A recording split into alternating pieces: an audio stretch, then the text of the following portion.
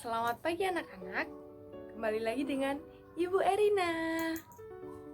Anak-anak, bagaimana kabar kalian semua? Harap kabar kalian semua baik-baik saja ya. Nah, anak-anak, hari ini kita akan belajar mengenai interaksi manusia dengan lingkungan. Anak-anak, perlu diketahui bahwa manusia adalah makhluk sosial, di mana ia tidak dapat hidup sendirian. Manusia membutuhkan bantuan orang lain, membutuhkan tenaga orang lain, saling bertukar informasi, bertukar pendapat, dan yang pasti manusia tidak bisa hidup sendirian. Nah, anak-anak, kegiatan manusia dalam bertukar informasi, bertukar pendapat, ataupun membantu orang lain itu disebut dengan interaksi sosial. Mengapa?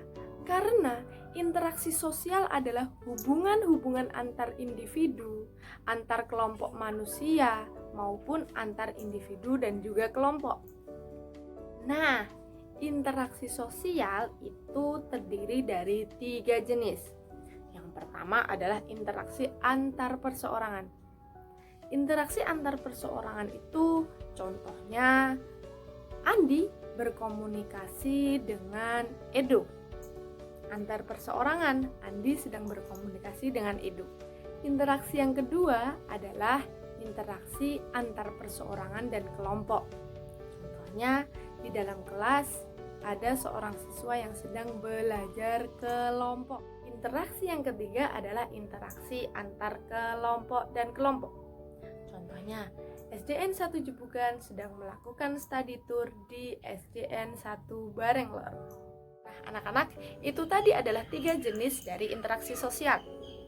Lalu, interaksi sosial sendiri memiliki 2 proses atau 2 bentuk. Yang pertama adalah proses asosiatif. Proses asosiatif ini adalah suatu interaksi yang ada di masyarakat yang cenderung mewujudkan suatu kerjasama. Contohnya, adanya kerjasama di organisasi masyarakat. Yang kedua, adanya akulturasi atau penyaringan budaya.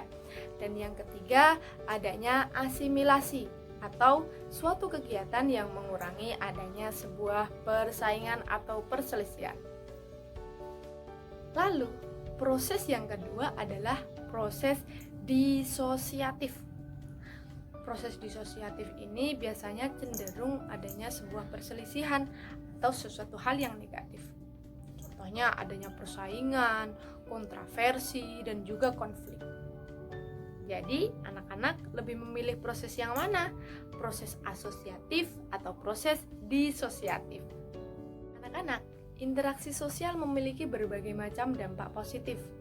Sekarang, tugas anak-anak adalah menuliskan 5 manfaat atau 5 dampak positif dari adanya interaksi sosial.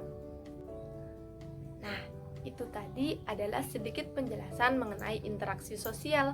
Semoga bermanfaat untuk anak-anakku semua. Terima kasih dan selamat pagi.